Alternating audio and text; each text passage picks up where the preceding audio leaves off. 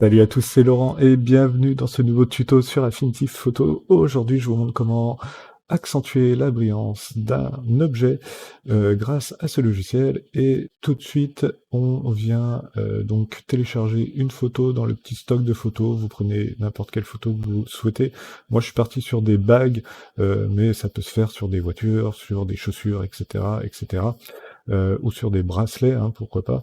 Et donc j'ai utilisé pour cela le stock photo présent hein, dans la suite Affinity.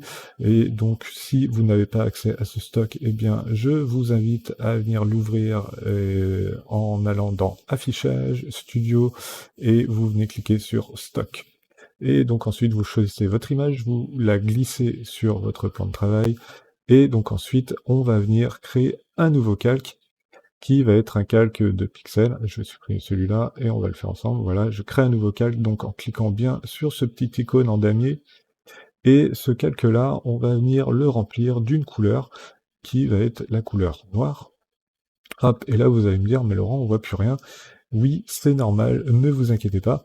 C'est-à-dire que ce calque-là, on va le passer dans une densité de couleurs négative. Donc on va utiliser la densité de couleur moins. Et donc là, vous voyez que notre calque est toujours présent, il est toujours apparent, mais il est totalement transparent et laisse donc apparaître la photo qui est en arrière-plan.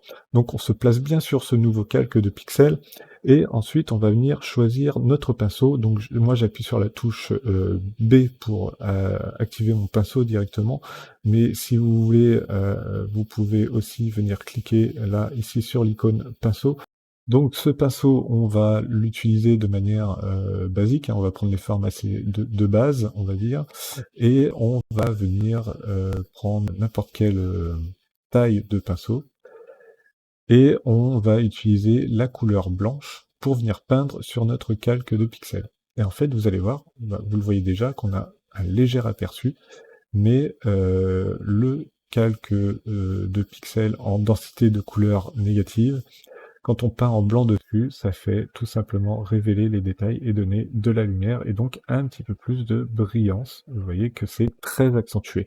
Donc pour pas avoir cet effet hyper accentué, je vous invite à jouer bien sûr sur le flux et sur la dureté de votre pinceau, mais aussi sur l'opacité de votre pinceau. Donc par exemple, si on se met en 100% et dans un flux à 50, hop, et ben vous allez voir que direct on va avoir un effet très brûlé de l'image, tandis que si on se met en flux de 5 et en opacité de 50, et ben vous voyez que tout de suite il va falloir doser un petit peu plus et assister un peu plus avant d'avoir de la brillance, hein. Là vous voyez je suis en train de le faire en continu, donc je maintiens mon clic gauche de souris et puis je repasse et je repasse et je repasse toujours au même endroit pour obtenir la brillance que je souhaite. Et donc là vous voyez qu'on peut le faire aussi ici par exemple, hop. Et donc avec ces réglages-là, vous voyez, vous pouvez vraiment obtenir des résultats plutôt assez fantastiques, hein, je trouve. Hop, et puis on y va comme ça, tranquillement, jusqu'à obtenir l'effet escompté. Et donc là, on va pouvoir descendre aussi la largeur du pinceau, on va pouvoir, pourquoi pas, augmenter le flux, histoire que ça soit un petit peu plus rapide, et sur les bagues, on va pouvoir venir rajouter, vous voyez, un petit peu de brillance sur notre bague, histoire que elle soit un petit peu plus mise en valeur. Donc si jamais, vous voyez, vous avez débordé comme moi, vous pouvez très bien reprendre du noir, hop, et vous venez remettre du noir, et vous voyez que bah on enlève l'effet de brillance. Voilà.